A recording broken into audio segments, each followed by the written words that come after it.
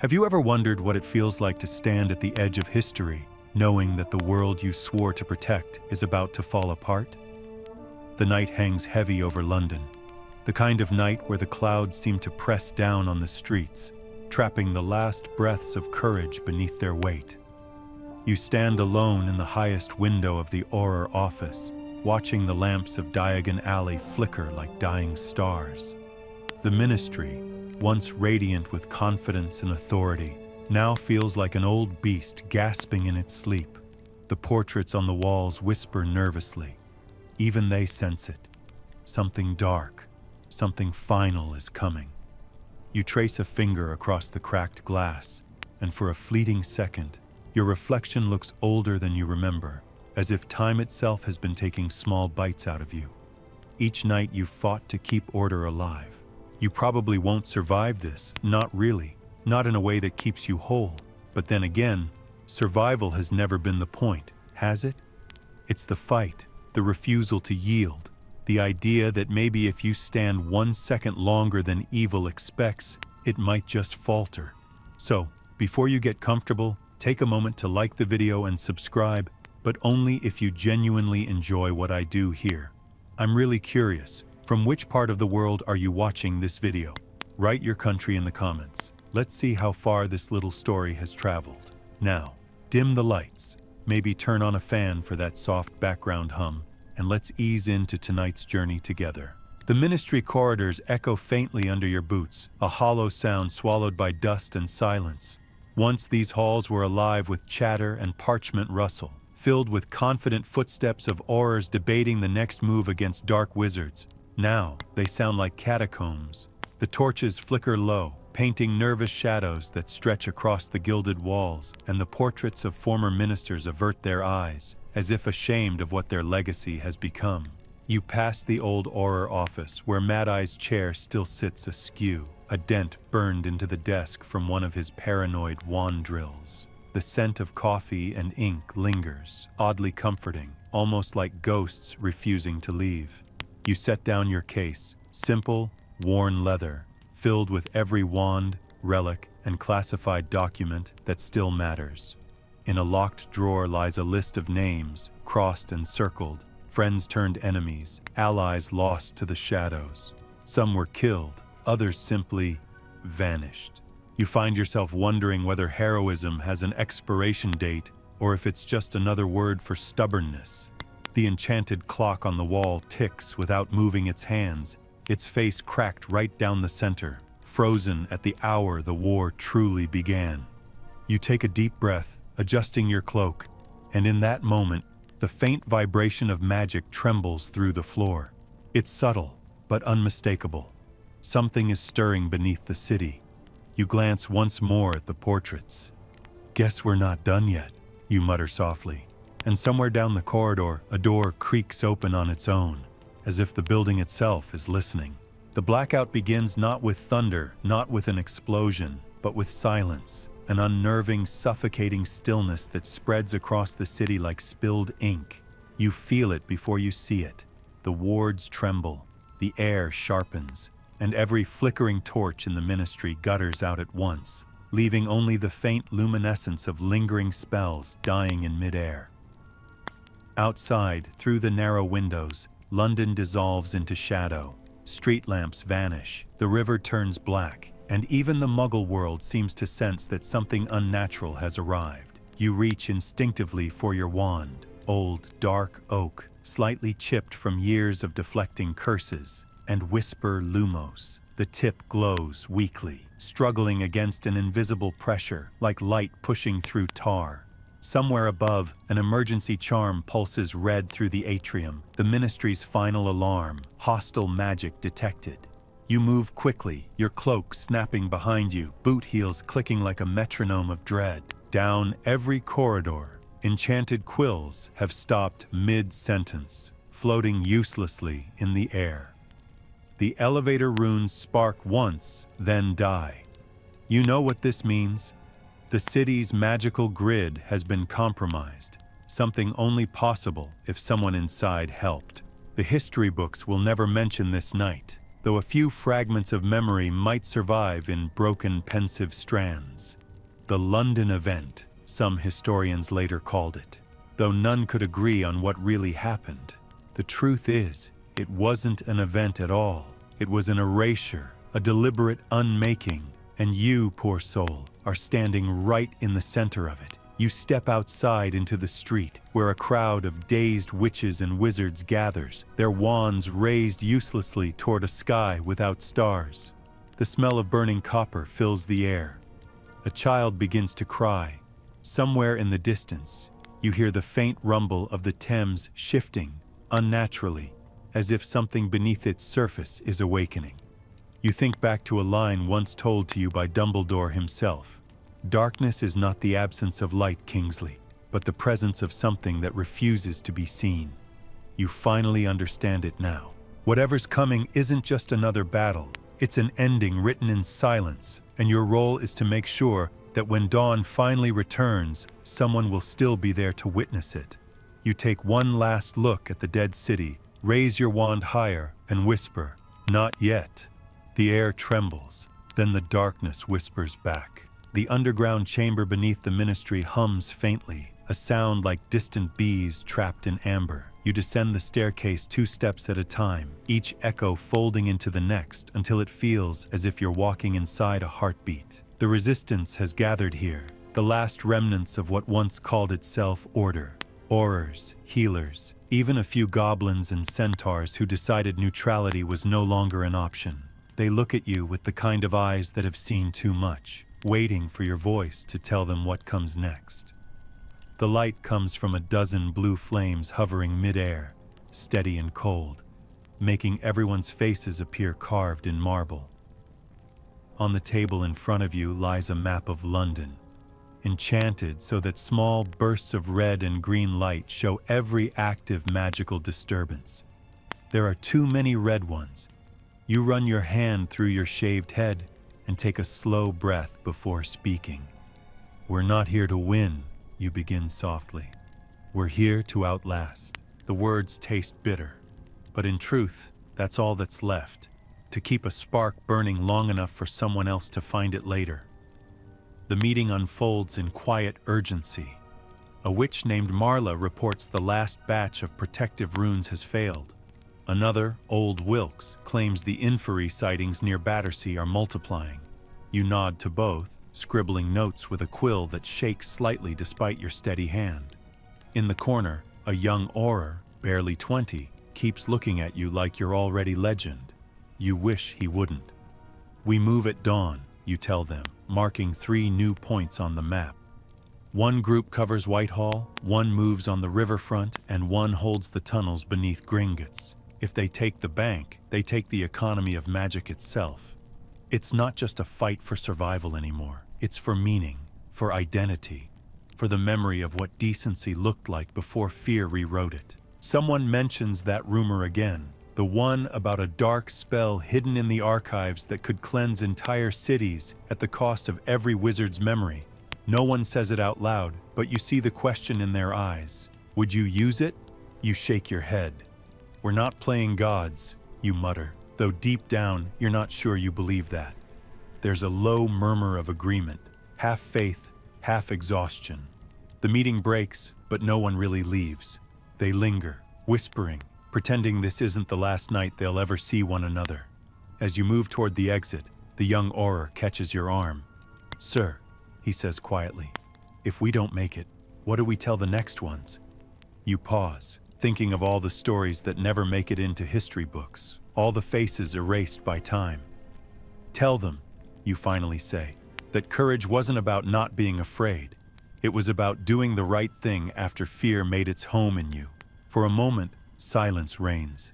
The blue flames flicker, and in their light, the cracks on the walls look like veins, alive, pulsing, ancient.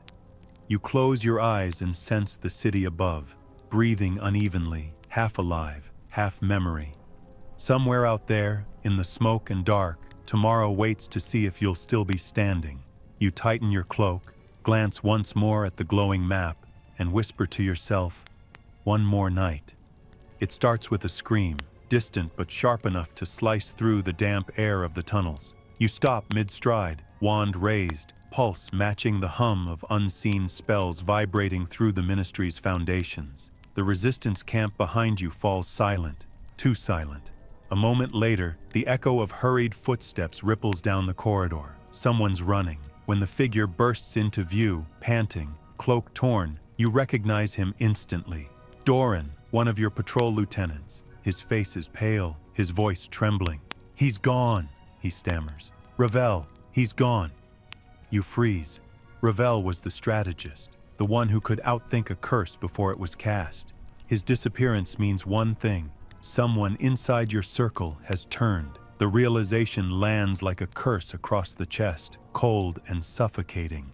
You dismiss the others with a wave of your hand and motion Doran to follow you into the war room alcove. Blue light trembles along the stone, revealing a thin trail of ash near the far wall, signs of a disapparition charm, hurried and unstable. He didn't just flee, he was dragged, or maybe summoned. You kneel, fingertips brushing the ash. The residue glows faintly red, the mark of an unbreakable vow severed. Whoever took him broke ancient magic to do it. You feel the truth before you can say it. The enemy knows your plans. Above ground, the blackout still holds. Every hour that passes, more wizards vanish, more lights fail to rekindle. But betrayal, that's what ends wars long before the final spell. You lean against the cold wall, eyes closed, listening to the echo of Doran's shaky breathing. "We were so careful," he says, voice cracking. "We used code names, false trails. We also trusted," you interrupt softly. "That's always the weak point.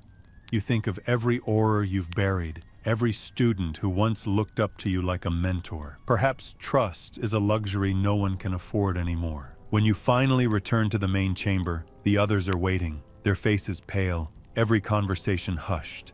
They already know. Word travels faster than magic down here. Marla steps forward, holding a small vial that glows silver in the dim light. "We found this near his bunk," she says. The liquid shivers as though alive, and in its reflection you see your own eyes flicker crimson for a split second. Veritas essence, truth serum mixed with memory fragments. You unstopper it, inhale gently, and the world tilts. Voices whisper in your ear, fragments of conversations Ravel had, images of cloaked figures moving through the underground passages, and one phrase repeated like a curse: "Whitehall burns first." You snap the vial shut, heartbeat hammering. That's where the ministry's external communication wards are anchored. If they fall, you lose the last line to every allied safehouse from Paris to Edinburgh. You gather the council again. The tension is so thick you could slice it with a wand. "He's turned," you say plainly. No theatrics, no denial, just fact. Half the room exhales in grief, the other half in anger. Doran slams his fist against the table, but you raise a hand. "Save your rage," you tell him. "We'll need it soon." The next minutes pass in rapid-fire planning, reassignments, fallback points, emergency codes. You order every remaining Auror to move in pairs, no one alone, not even for patrol. If someone disappears, assume they're compromised, you warn. "Even if it's me." The words taste wrong, like betrayal made self-aware, but they're necessary. And then, the strangest thing happens. Out of the corner of your eye, one of the blue flames flickers green for a heartbeat, the color of forbidden conjuration. You freeze. Everyone else follows your gaze, but the flame is back to normal before anyone speaks. Maybe it's a trick of the eye, maybe not. You make a note of it anyway. "We move within the hour," you announce. "Whitehall must hold." You turn to leave, and Marla catches your arm. "Kingsley," she whispers, "what if he didn't betray us? What if he was taken?" You meet her gaze, the unspoken hope in her eyes burning brighter than the flames. "Then we'll bring him home," you reply, though both of you know it's a lie. When you finally step into the night, the city is unrecognizable. London's skyline glows faintly red under low clouds, the color of fresh blood. The silence feels different now, intentional, intelligent. You can almost sense eyes watching from the dark, testing your resolve. You walk past the broken statue of the Ministry fountain, water still trickling from the cracked bronze phoenix. Once, that bird symbolized rebirth. Now, it just looks tired. You adjust your wand grip and murmur to the night, "You'll have to do better than fear." Somewhere in the distance, a bell tolls. Once, twice, 3 times, and every window in Whitehall explodes outward in a shower of firelight. The battle has begun, and there's no turning back. Whitehall burns like a wound in the middle of London, the sky alive with streaks of orange, blue, and sickly green as curses tear through the night. You lead the Aurors through the smoke-choked streets, the cobblestones shaking with each impact of a spell detonating nearby. The air smells of ash, wet stone, and that metallic tang that always follows dark magic. It's not blood, not exactly, but something older, something that remembers it. You bark orders through the chaos, your voice raw, wand arm aching from deflection spells. "Shields up. Push them back to the river." A dozen voices echo yours, but each echo fades too soon. The enemy moves like a storm. Death Eaters, Inferi, and something worse, cloaked figures whose wands drip crimson light instead of sparks. When one of them turns toward you, the air bends. His curse misses by inches, carving a smoking groove into the wall where your head was. You retaliate on instinct. Expulso, stupefy, protego maxima. The alley explodes in white light, sending shards of glass and brick tumbling through the air like glittering rain. You duck behind a fallen carriage, chest heaving, and watch the reflection of your own spell burn out on the wet pavement. For all your training, all your calm composure, you feel the smallest whisper of doubt creep in. This isn't a battle you can win. It's a storm you can only slow down. Still, you rise. Behind you, young Auror Cresswell covers your flank, eyes wide, movements too sharp, too desperate. "We're losing the eastern line," she shouts. You nod, teeth clenched, and conjure a shimmering barrier across the street, a wall of golden runes that vibrates with power. "Then make the West hold longer," you reply. The historical record will later call this the Battle of Whitehall, a footnote between the fall of the Ministry and the rise of the New Order. Scholars will debate how many died, whether the resistance lasted hours or days, but none will understand what it felt like. The heat on your skin, the roar of spells overhead, the sound of courage cracking like old wood under pressure. You shout commands, not because you expect victory, but because silence would mean surrender. A section of the barrier collapses under a cursed blast. You dive forward, roll, and land hard on your shoulder. Pain flares white hot, but you barely notice. You countercurse in a single smooth motion, your spell striking true. The enemy wizard staggers, face twisting, eyes wide in surprise, before he disintegrates into gray dust. Around you, the fight grows more chaotic. Inferi drag themselves from the sewers, their skin glistening, their mouths whispering prayers from lives they no longer remember. "Incendio!" you roar, sweeping fire across the cobblestones, the blaze swallowing them whole. The flames rise higher, licking the walls of nearby buildings. London burns, and for one haunting second, it's beautiful. The reflection of chaos dancing in the shattered glass of office windows. Marla appears beside you, cloak half torn, blood trickling down her temple. "The bridge is gone," she pants. "They've cut off the river path." You glance toward the Thames and see only smoke. Every route of retreat has been sealed.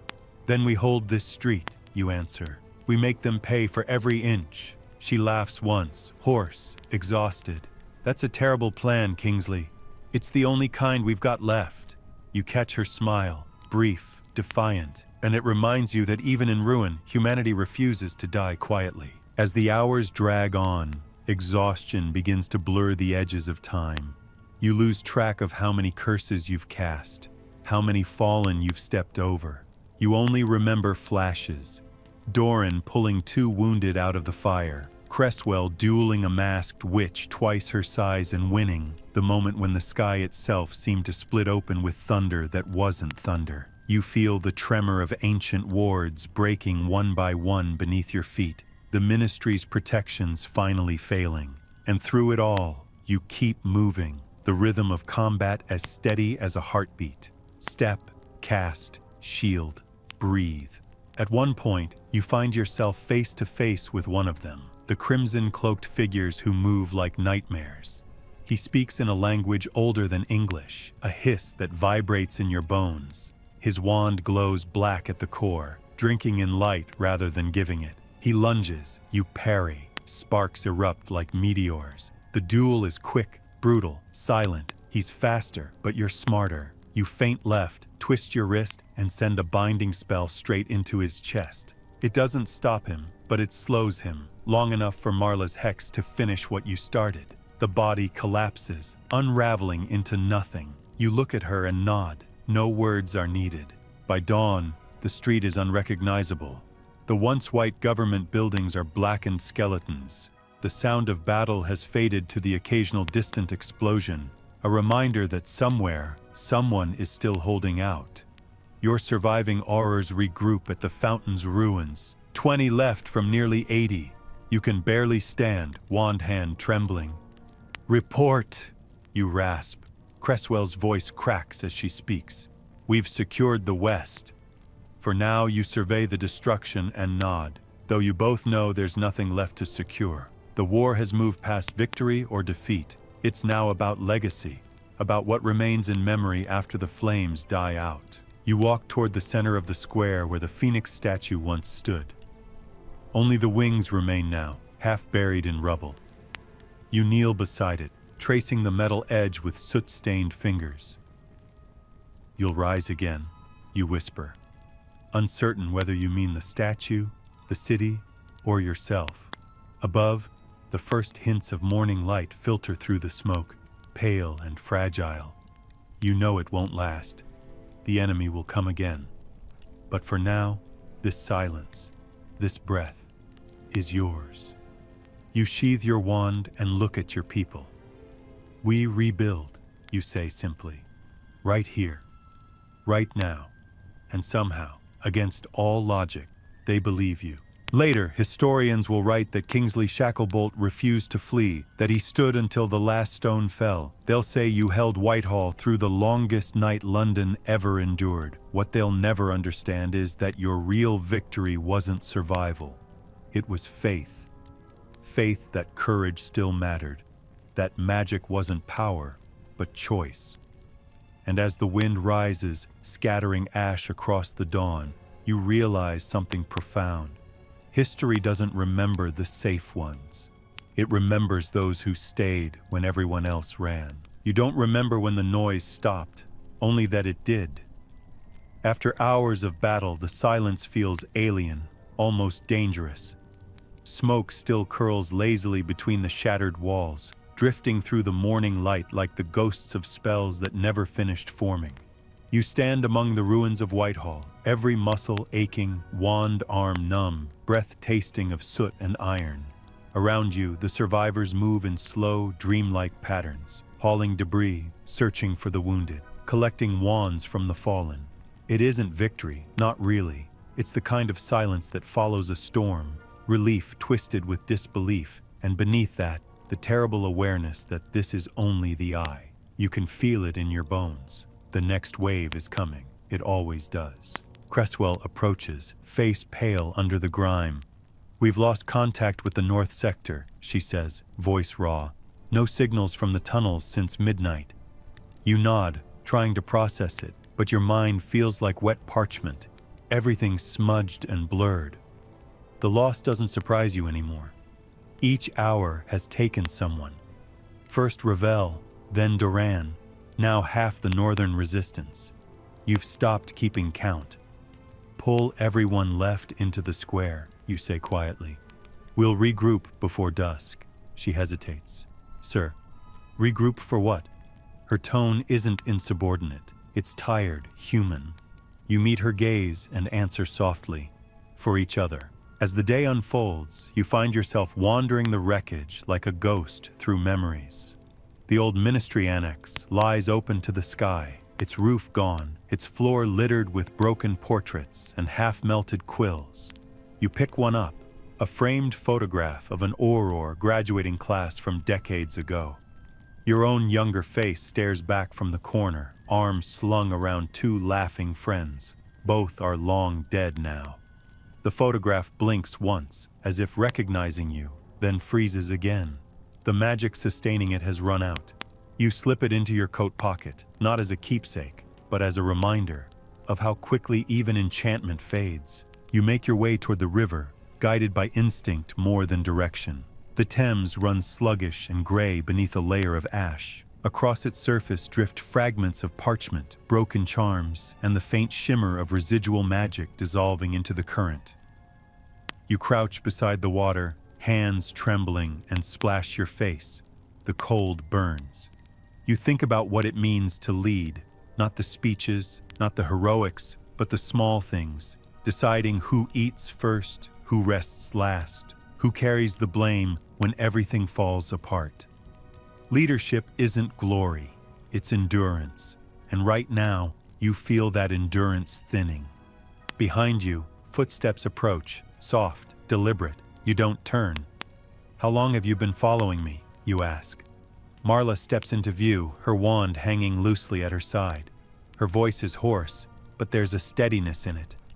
"Since the East Line broke." "You didn't notice." "I notice everything," you reply, but it's a weak lie. She sits beside you on the embankment, both of you staring at the rippling water. For a while neither speaks. The quiet is heavy, but not unpleasant. Finally, she breaks it. "You ever think we're just stalling the inevitable?" You tilt your head, watching the sunlight catch the smoke. "Every day," you admit, "but stalling matters. You stall long enough, maybe something else has time to grow." She smirks faintly. "That's a politician's answer." "No," you say, "it's a survivor's." The wind shifts, carrying the faint chime of shattered glass clinking against the pavement. Somewhere far above, the invisible wards around the ministry flicker and die with a soft sigh. The sound makes your skin crawl. "It's not over," you say under your breath. Marla nods. "It never is." You stand, turning back toward the ruins, and for the first time, you notice how different the city feels now. It isn't just destroyed, it's hollowed. Magic doesn't hum in the air anymore. It whispers, fractured and uneven, like a radio losing signal. By evening, the survivors gather again in the square. There are fewer than 20 now. Most are bandaged, limping, soot-stained, but they're alive, and that's enough. You conjure a small campfire using a spell so old it barely registers anymore. The orange glow paints everyone in the same tired gold. Around the circle, faces flicker between exhaustion and faint, stubborn humor. Someone passes around a flask of fire whiskey, and for a few minutes, laughter returns in small, fragile bursts. Even you find yourself smiling when Cresswell tells a story about her first botched stakeout involving a house elf and a cursed biscuit tin. It's absurd, but necessary. Humor, after all, is rebellion's quiet twin. When the laughter fades, the talk turns sober again. Marla reports that food stores will last 2 days at most. A younger wizard named Carrick volunteers to go scavenging near the burned markets. But you shake your head. "No one leaves alone," you say. "Not after what happened to Ravel." His mouth tightens, but he nods. They all do. They've learned that orders aren't about control. They're about keeping what's left alive. You tell them to rest in shifts, but you know none of you truly will. Later, as the fire dwindles, you find yourself staring at the wand in your hand. The wood is blackened near the tip, scarred from years of use. You remember when you first held it, brand new, its magic pure and bright. You'd felt invincible then, ready to protect the world. Now it feels heavy, almost reluctant. You whisper, half to yourself, "We've come a long way, haven't we?" The wand hums faintly in response, as if acknowledging the weight of shared years. You close your eyes, letting the distant sounds of the broken city blend into a rhythm. The low moan of wind through empty windows, the hiss of dying embers, the faint rush of the river. For a fleeting moment, peace finds you, small, brittle, but real. You think of all the voices lost tonight, all the names that won't make it into history. Someone, centuries from now, will probably write about Kingsley Shacklebolt, the brave Auror who led the final stand. They'll imagine grandeur, speeches, magic lighting the sky. They'll never know the truth, that courage was mostly exhaustion pretending to be purpose. Before you retire to rest, Marla hands you a torn scrap of parchment. "We found this near the west barricade," she says. It's part of an old letter, edges burned, ink smudged, but still legible. The words read, "If the ministry falls, remember the river. The river remembers everything. You turn the parchment over, but the rest is gone. A riddle maybe, or a warning. You tuck it into your pocket next to the photograph from earlier. Two fragments of memory, one of the past, one of the future, both waiting for meaning. When you finally lie down, cloak wrapped around your shoulders, you stare at the faint shimmer of the dying fire. Above, through a gap in the smoke, you can see a handful of stars, weak but defiant. You think of the old phrase your mother used to say when storms rattled the windows, "Even the sky must rest its voice before it roars again." You let that thought settle into your mind as sleep edges closer. Tomorrow will come. Grim, uncertain, maybe final. But tonight, you've earned this silence. You let your eyes close, and in the flicker of the last embers, your shadow looks almost at peace. The river looks different at night now, darker, slower, as if it's holding its breath. You stand on the broken embankment, the Thames glinting with traces of magic like veins of molten silver beneath the surface. It shouldn't shimmer that way. Someone, or something, is down there. The parchment Marla gave you keeps burning a hole in your mind. The river remembers everything. It sounds poetic, but in your world, poetry is just prophecy in disguise. You draw your wand, tracing slow circles in the air.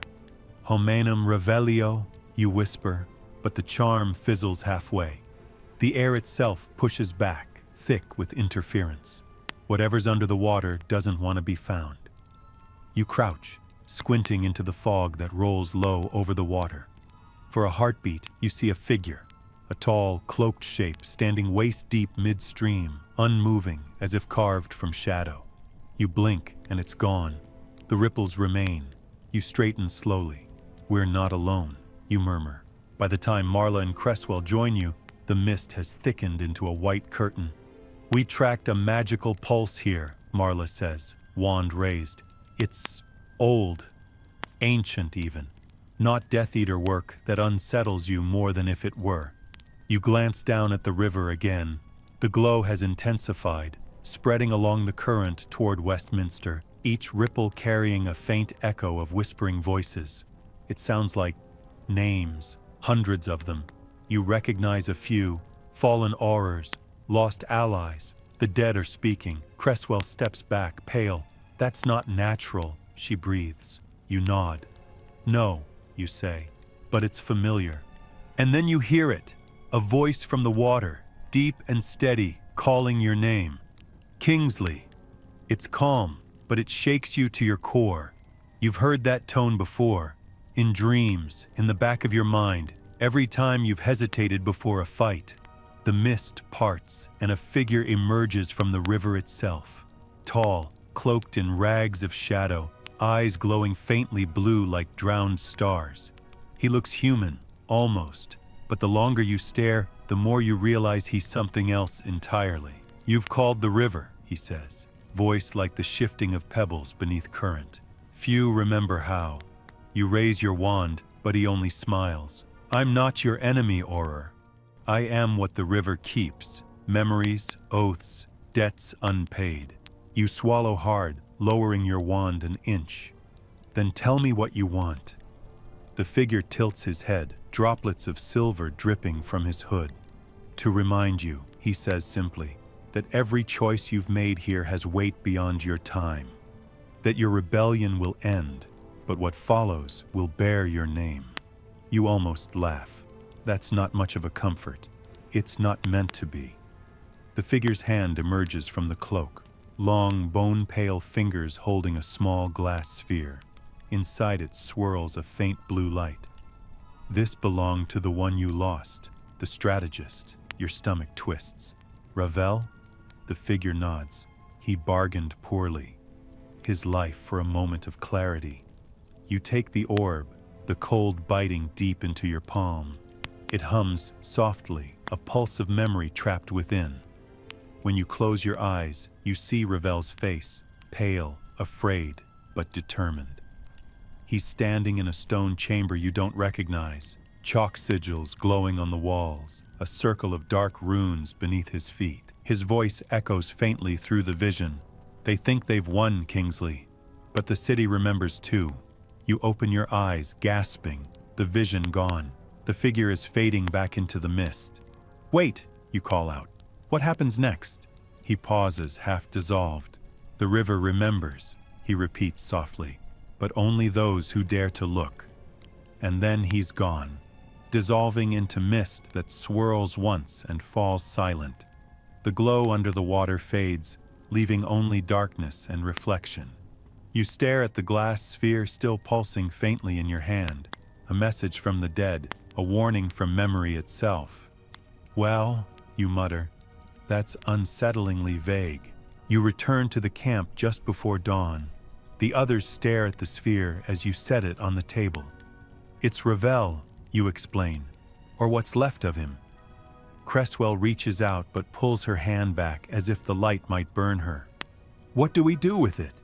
You think for a long time before answering. We listen. You draw your wand and trace a slow rune in the air. The old spell for memory retrieval, one the Ministry banned decades ago for its tendency to drive users mad.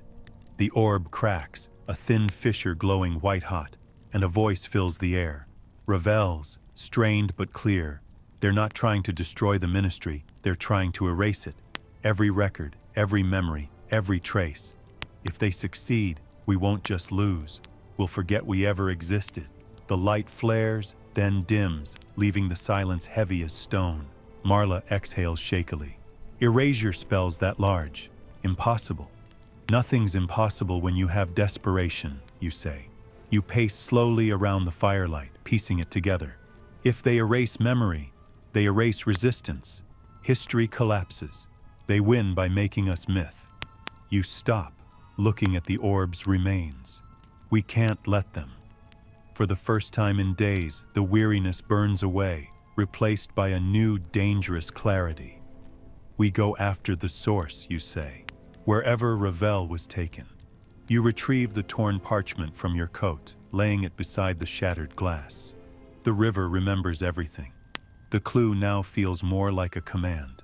By midday, you lead a small team, Marla, Cresswell, Carrick, and 2 others, through the fog-choked tunnels that run beneath the Ministry. The air smells of damp stone and fading spells, the remnants of enchantments cast centuries ago.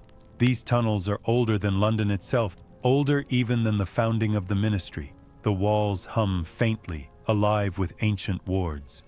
These were Roman channels once, you murmur, converted by early wizards for storing magical energy. Marla runs her fingers along the runes. You mean these walls remember too?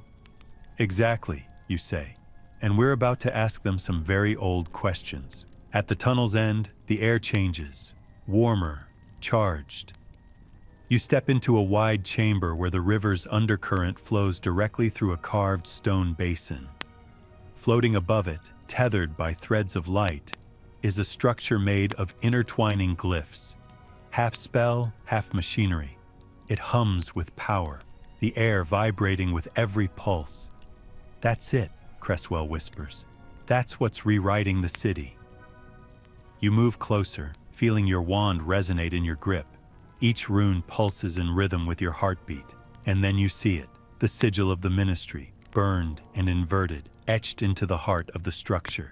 They're using your own legacy against you. You take a deep breath, the enormity of it settling like iron in your lungs. If we destroy this, you say, the erasure stops, but so does the last of the protective wards. The city will be open. Every surviving witch and wizard exposed. Marla looks at you, eyes fierce despite her exhaustion. So we choose between memory and safety? No, you say.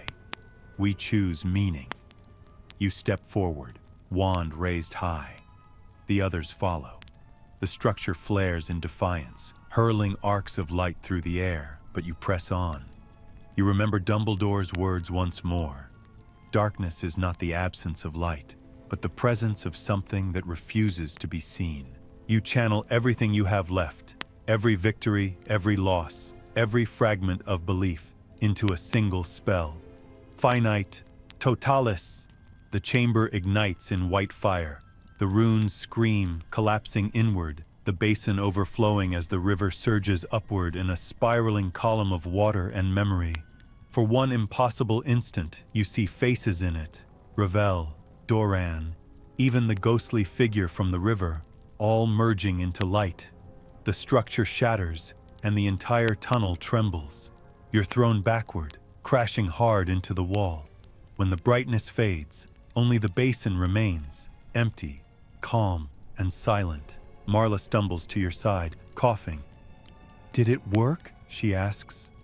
You look around. The glow is gone, but the air feels cleaner, freer.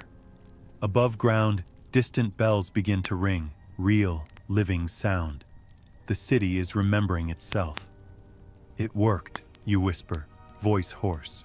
You sit back against the wall, the exhaustion washing through every muscle. For the first time in years, the silence feels right. Cresswell laughs weakly. "So, what now?" You smile faintly. "Now," you say, "we let the river do the rest."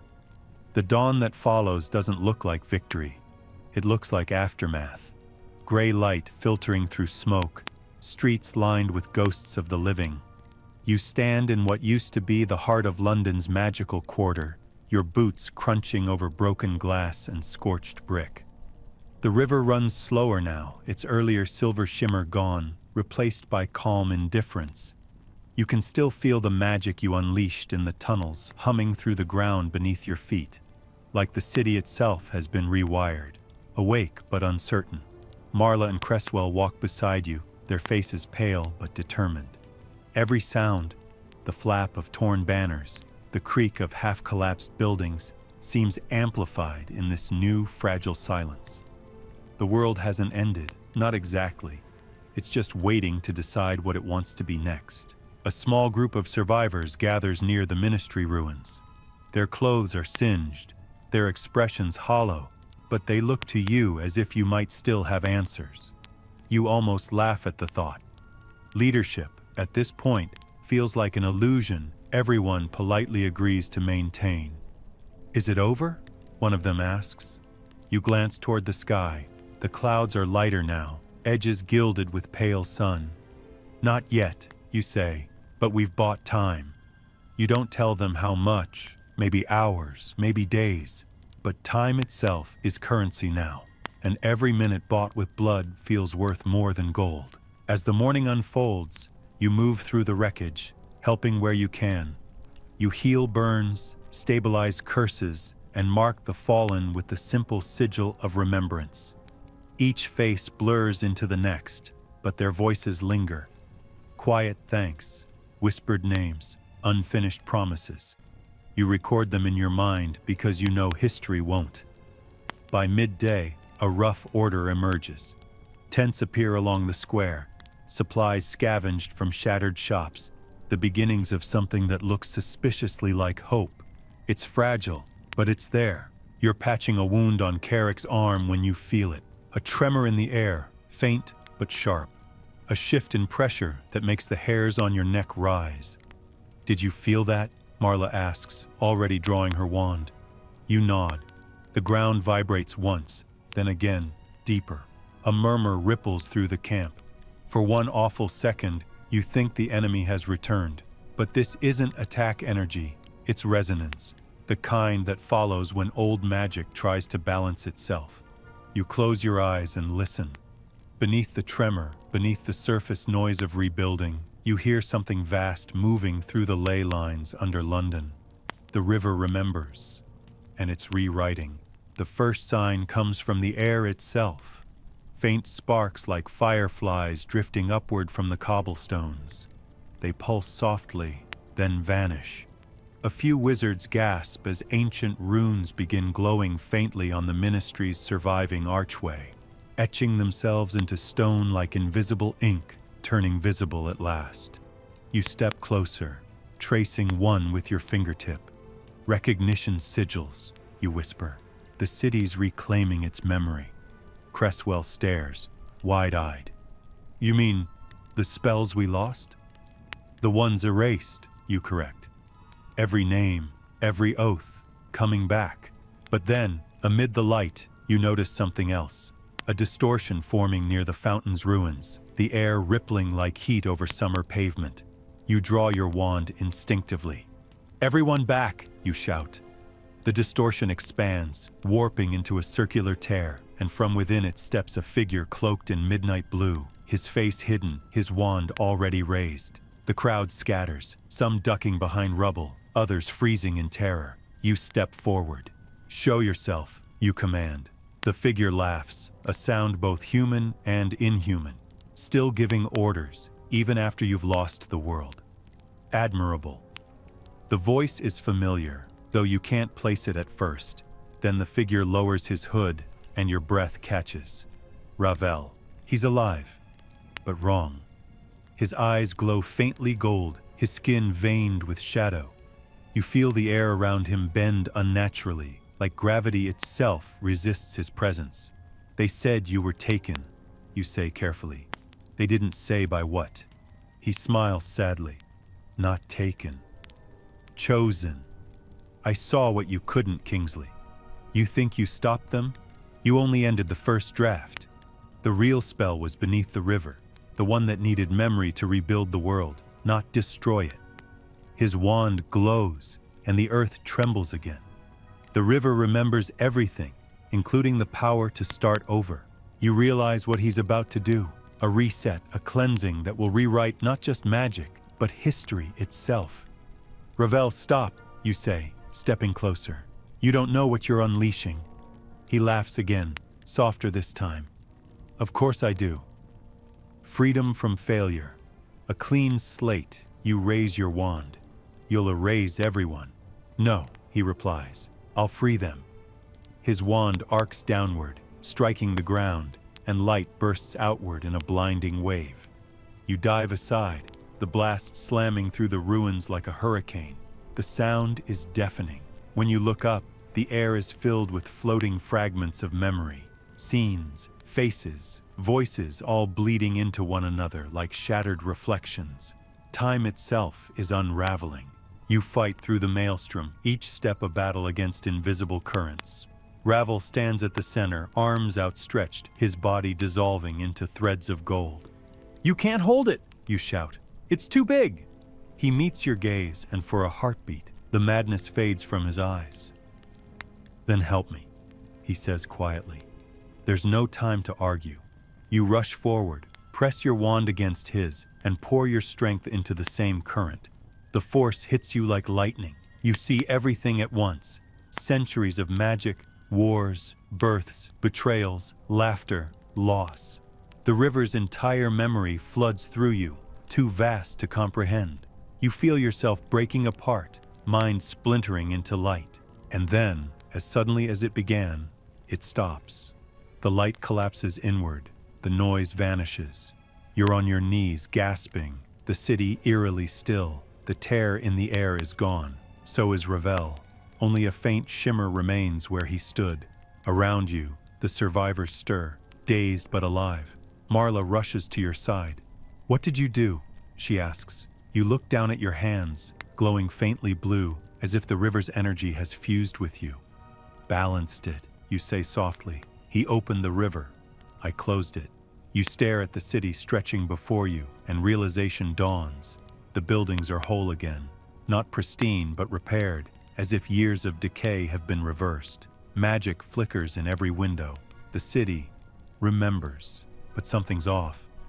You reach into your coat pocket for the photograph you carried, the one of your younger self and your friends. It's blank. The faces are gone. You swallow hard. "He took himself out," you whisper. "Erased his own name to fix the rest." Marla's expression softens. He chose redemption. You nod slowly. Or oblivion. Hard to tell the difference. The surviving Aurors gather as the first full sunlight breaks through the clouds. London gleams wet and alive, steam rising from the cobblestones. It's beautiful in a haunting way. A city reborn from memory, half real, half myth.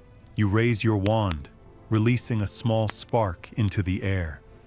It bursts into golden light, signaling the end. To the lost, you say quietly. The others repeat it, voices trembling. To the lost. The words echo through the streets, carried by the wind. Somewhere deep below, the river answers with a low, contented hum. The city's pulse steadies. You feel the exhaustion settle in, deeper than magic, deeper than bone. You've saved what could be saved, though at what cost you can't yet measure. As dusk falls again, you find yourself walking alone through the rebuilt square.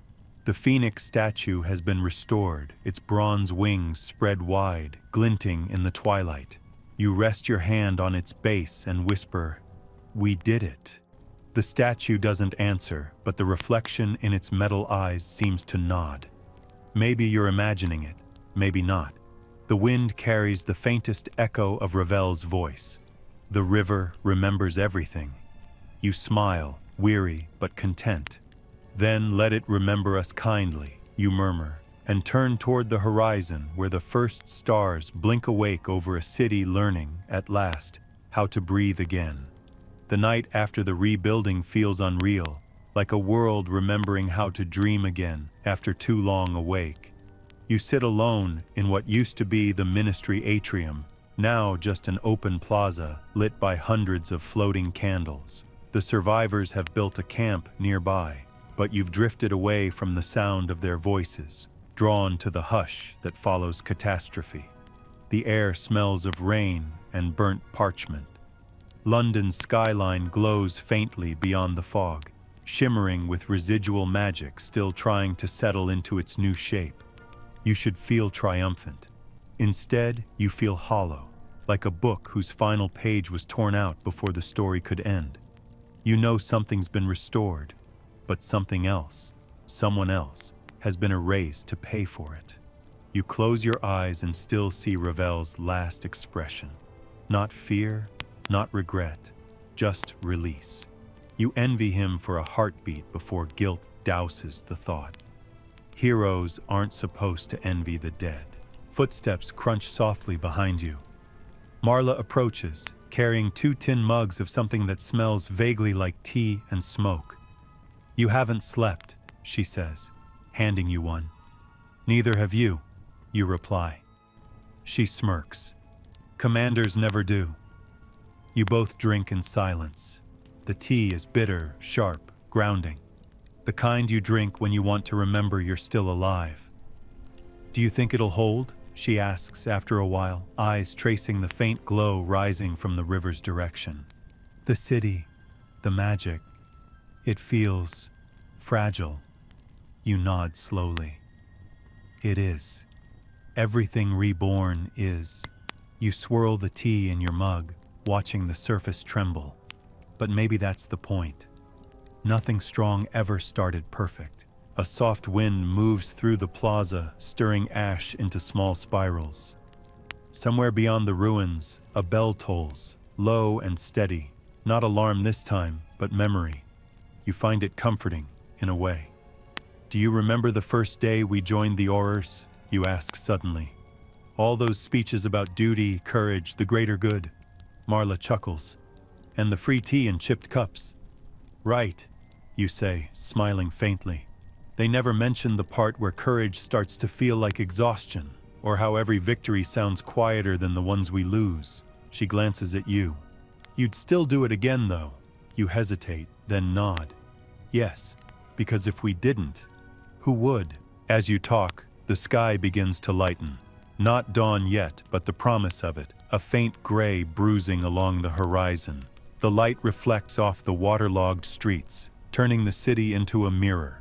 The Thames moves lazily now, calm after the chaos, as if its depths finally rest. But something in the current catches your eye, faint glimmers, like fireflies beneath the surface. "He's still there," you whisper. Marla follows your gaze. "Ravel?" "The river keeps what it claims," you murmur. "It remembers him."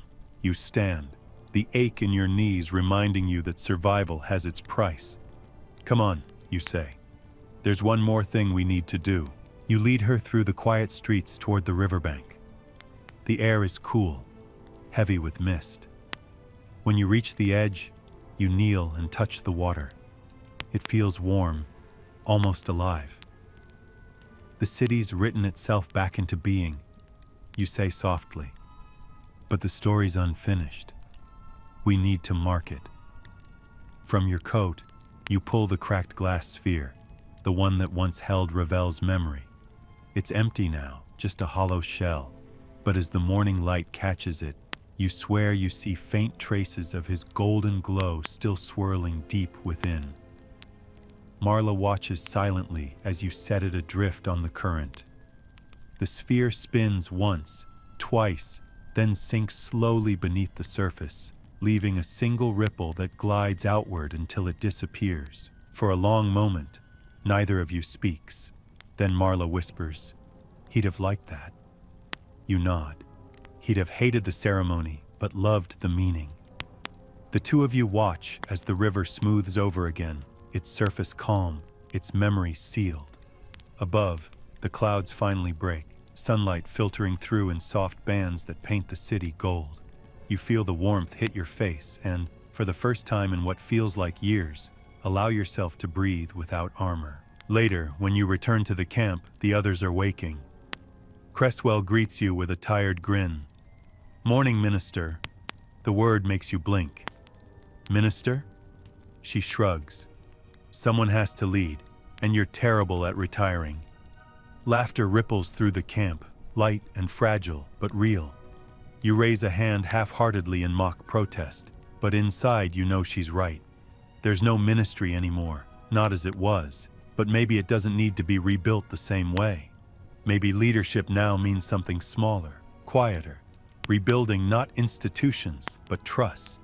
You spend the rest of the morning walking the streets, taking stock of what's left. Children chase conjured sparks between broken lampposts. Old shopkeepers sweep glass from doorsteps and hang new charms above their signs. The scent of bread drifts faintly from somewhere, a bakery that somehow survived. You pause outside it, letting the smell wrap around you like memory. For all the ruin, life is insisting on coming back, stubborn and beautiful. You whisper, "Good," and move on. At midday, you gather the survivors once more in the plaza. There's no grand speech to give, no anthem to sing, just truth. "We can't rebuild what we lost," you tell them, voice steady, "but we can build something honest in its place. The river kept our history. Now it's our turn to keep the future." Murmurs of agreement ripple through the crowd. They don't need hope spelled out. They just need permission to feel it again. And that, you realize, might be your last real duty, to remind people they still have one another.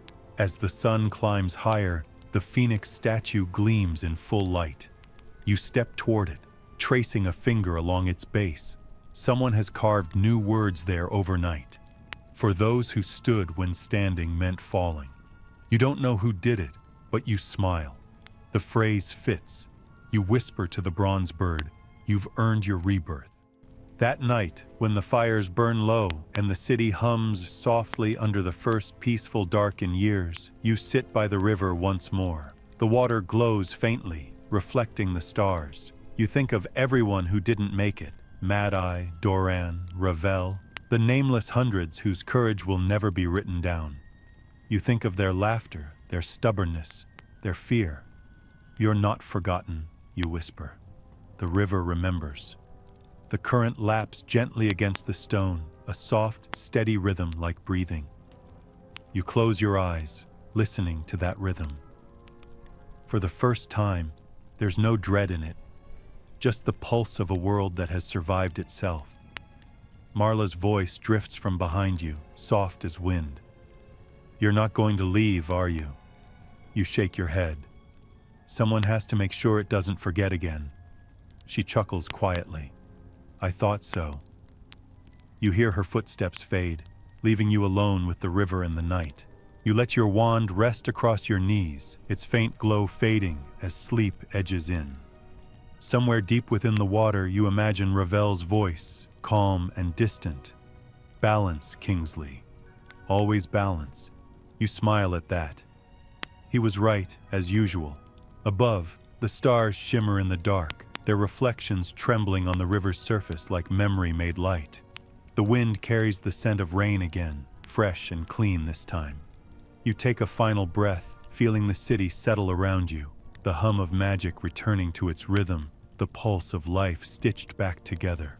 Rest easy, you whisper to the world, and to yourself. We're still here. And as you finally drift towards sleep, the candles above the plaza extinguish one by one, leaving only the soft glow of the river, endless and remembering. Wind down, 300 words. The air has changed. It's quieter now, softer. You breathe in deeply, the scent of wet stone and renewal filling your lungs. The weight that pressed on your shoulders for so long finally eases, replaced by something gentler, acceptance. You listen to the faint rustle of wind through the empty streets, the distant sound of waves brushing the embankment, the whisper of the city learning how to rest. The river's glow pulses slowly, like a heartbeat lulling you toward calm. You picture the faces of those who stood beside you, their laughter echoing faintly in memory, and you let it warm the edges of your mind. You are safe now. The world is scarred but alive, and the silence no longer feels like loss. It feels like peace. So let the sound of the river carry you. Let your heart beat slow. Let the night fold gently over you. Somewhere far above, the stars still burn, indifferent yet kind, watching as you finally rest.